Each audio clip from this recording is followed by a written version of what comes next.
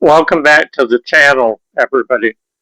Uh, I finally managed to get some of my equipment after months and months of delays because I had to go and pay for things that were breaking down, refrigerators, plumbing, and other things like that.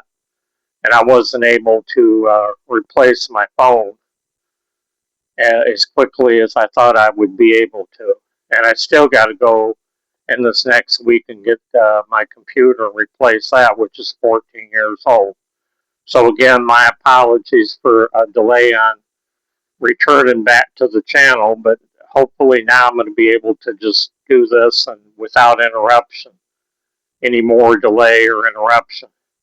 Today I want to talk about deception, the deception epidemic right now. And along with the deception, of course, the deception is because people are deceived because there's a lying epidemic as well. And I wanted to address the question of U.S. election fraud in response to President Trump's address to the nation about a week ago.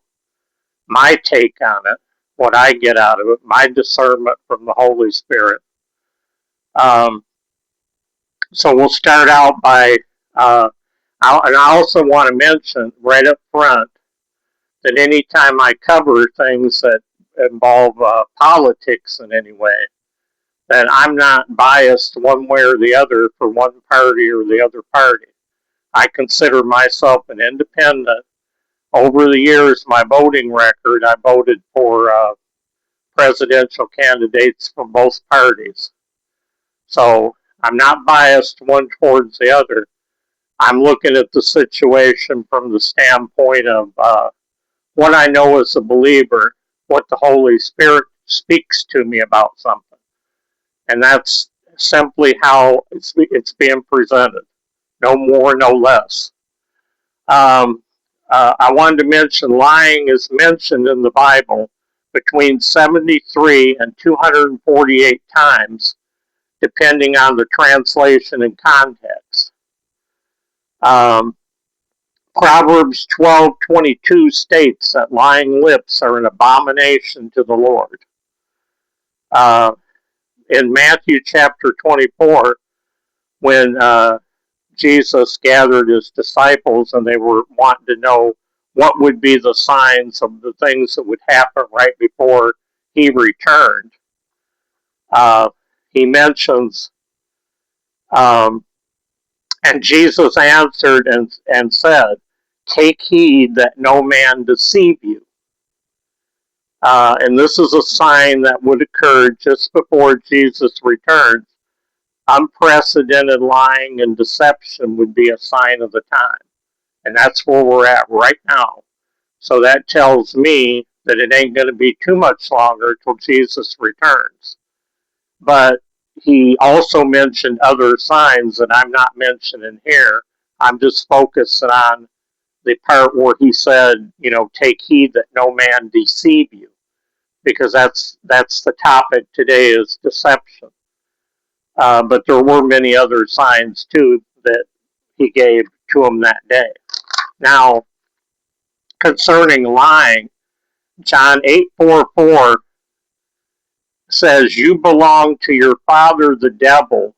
When he lies, he speaks his native language, for he is a liar and the father of lies." So that tells you where the origin of lies even come from. They don't come from the Lord. Lying all the time, every single day, and acting as though that it's all okay. Um, and for whatever reasons or something, it's becoming like at an epidemic level, like I said right now.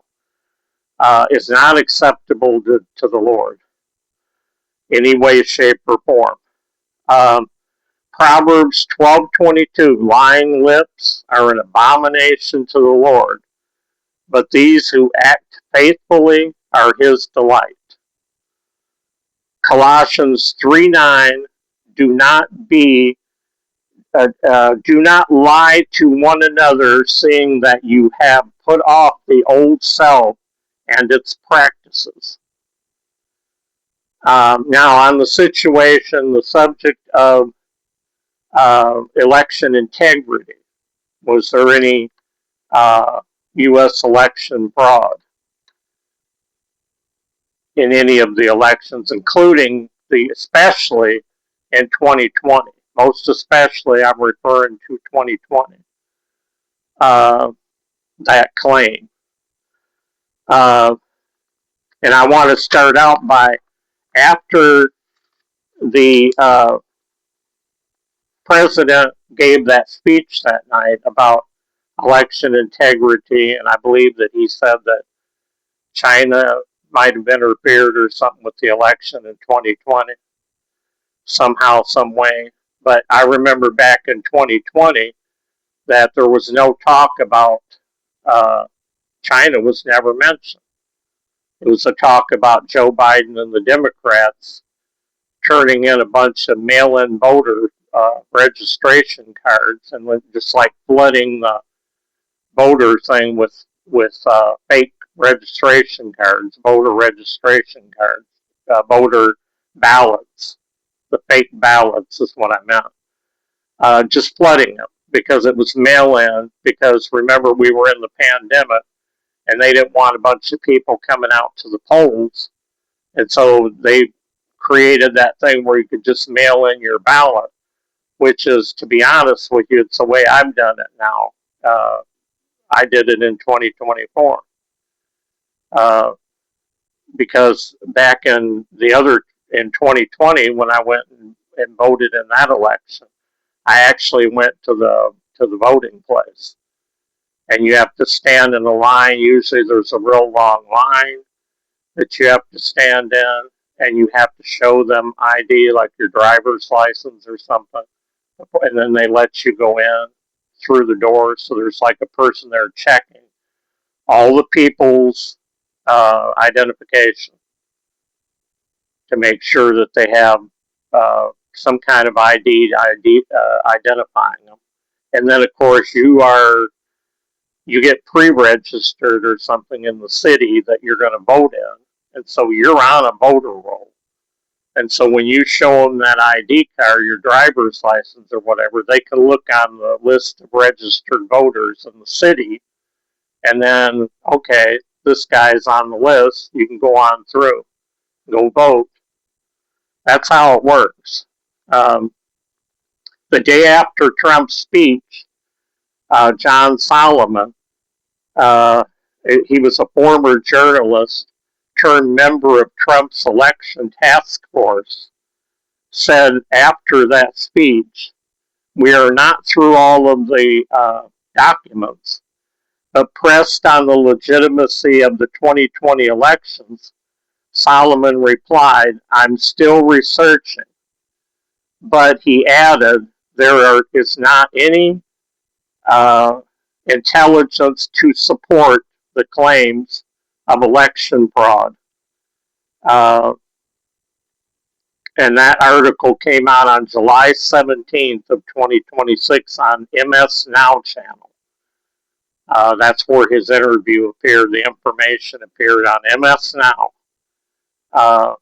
And so that was what he said back then. And so that's where we're at now. Though he said that he hadn't 100% investigated every single document, because I guess there's a stack of documents that have to go through and be reviewed. But up to that point, July 17th, after the speech that the president gave, there was no credible intelligence to say that there was any kind of cheating whatsoever. And now I want to make another point about this. And I brought this up back in 2020 when I had the channel back then, after the 2020 election, after what happened on January 6th. I don't know if it was January or February of 2021, maybe.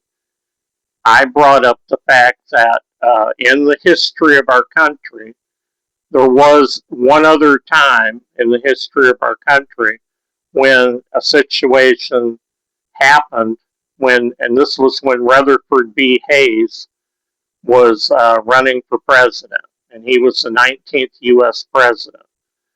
And he held office between March 4th, 1877, till March 4th, 1881.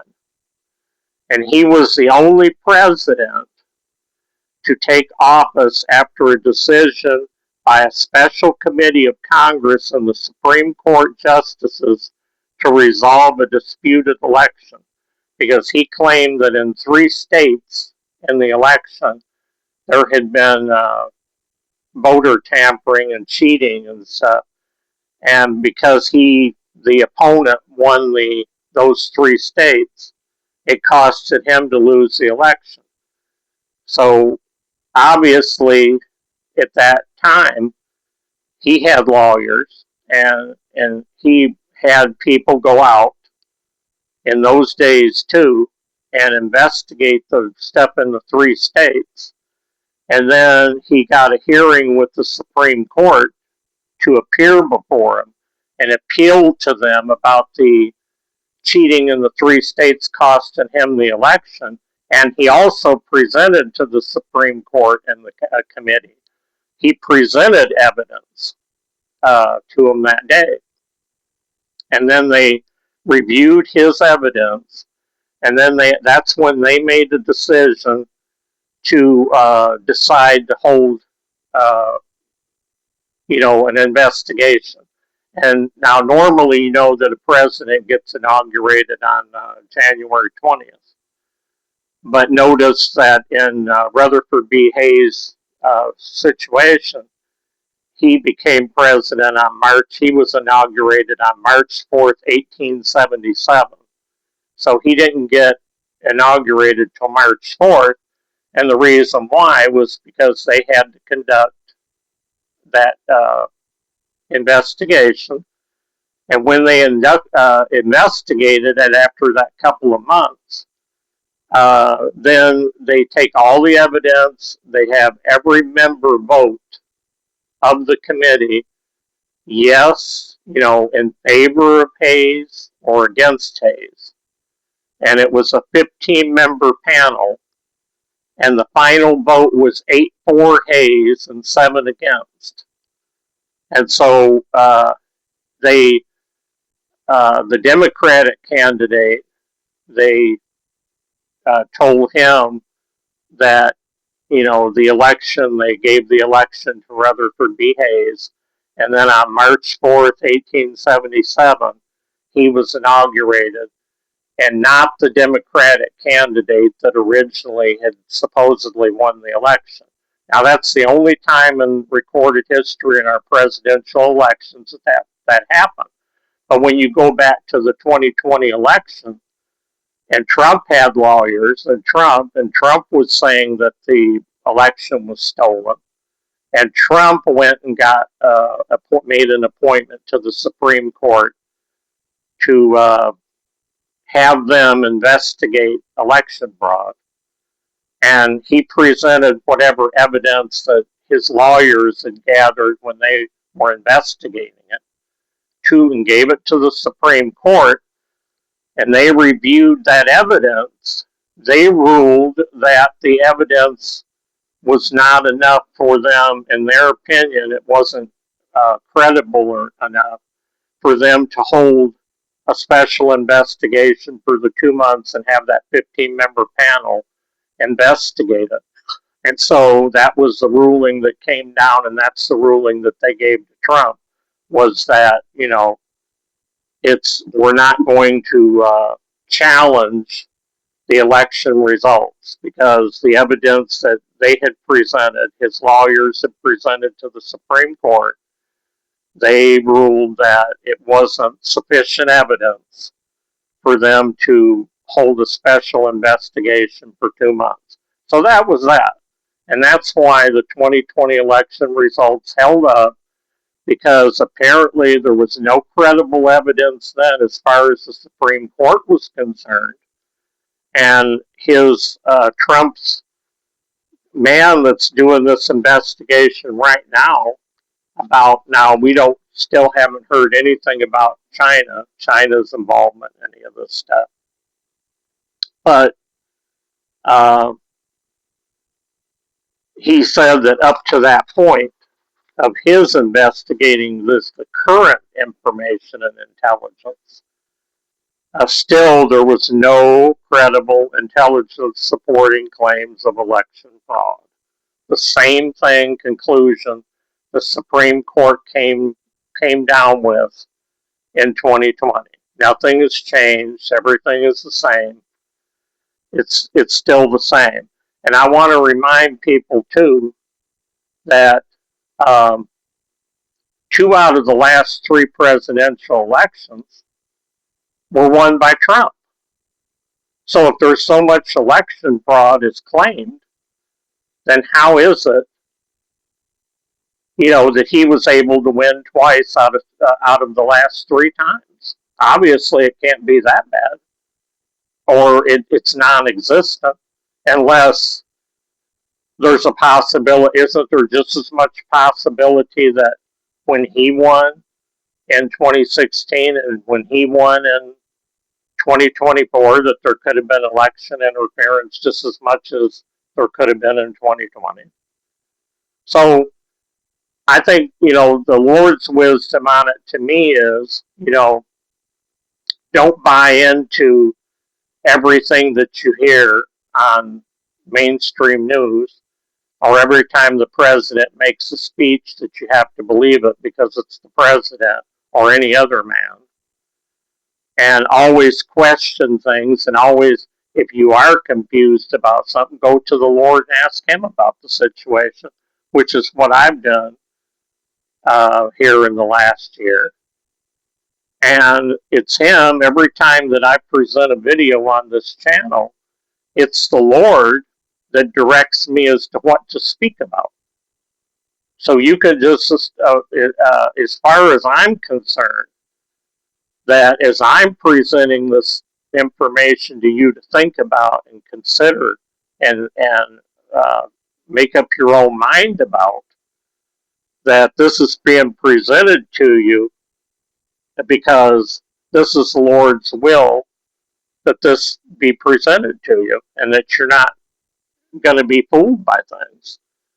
And he gave me just three little facts about what's happened here since Trump took office.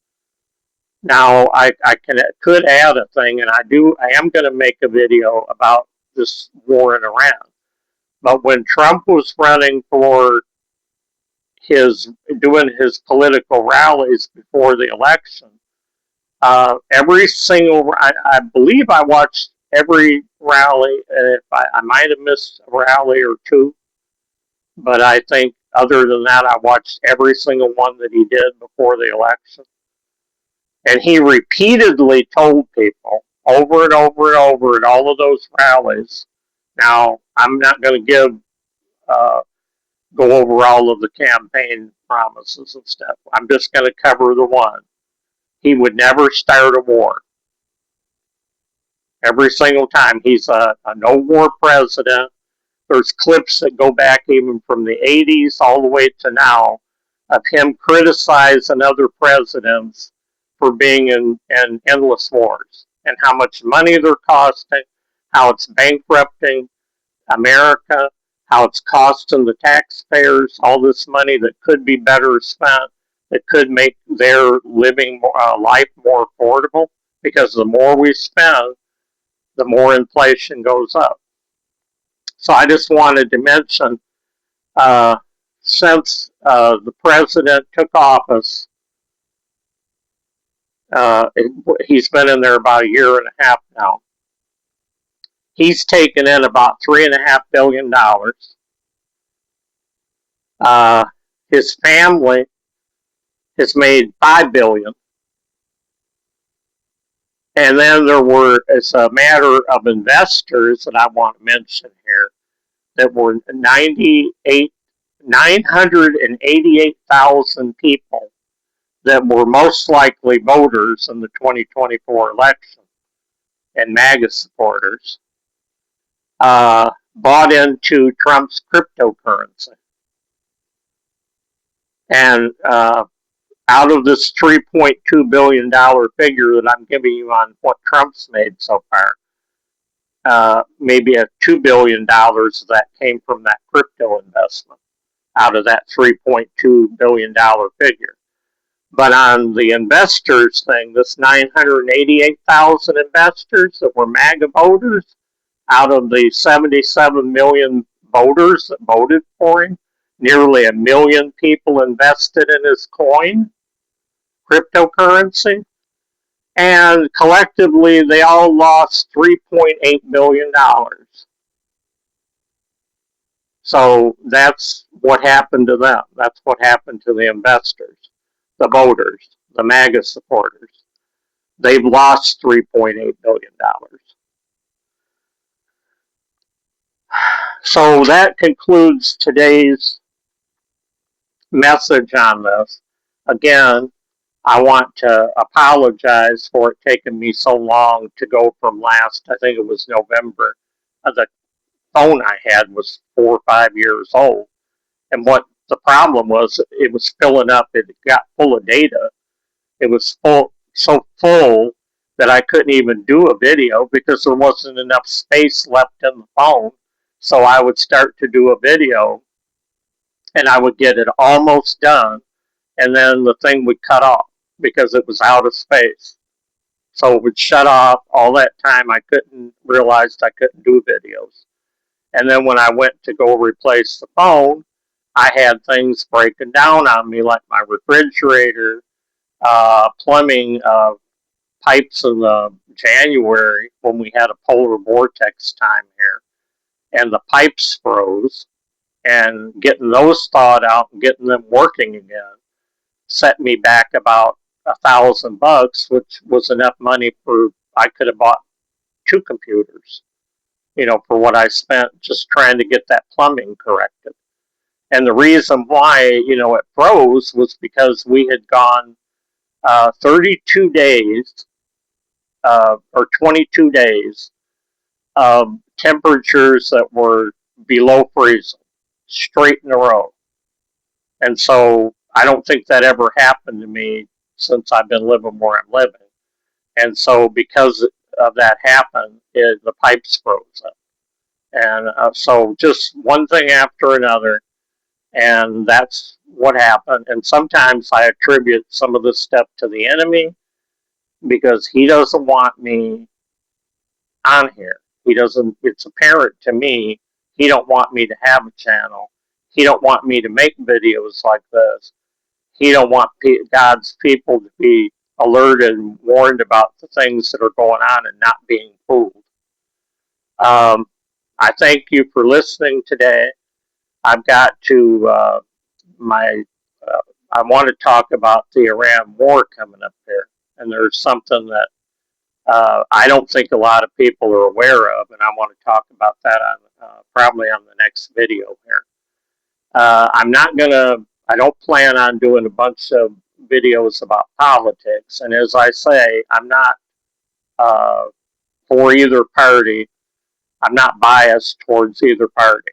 I'm just presenting what I read, what I observed, what's come out. And I think back at the time of the 2020 election and back at the time of January 6th, I would have been on the side of thinking that maybe the election might have been stolen. But a lot has happened since then, and they're investigating this stuff now, and they're coming to the same conclusion the Supreme Court did back in 2020. So I think it's time that people just accepted the truth that up to this point, our elections do have integrity to them, and I think people should go out and vote, and I think that the votes are correctly counted, and I trust in the system and the voting system, personally at this point. But that's a decision for everybody to make on their own. Thanks for watching. I'll see you on the next upload.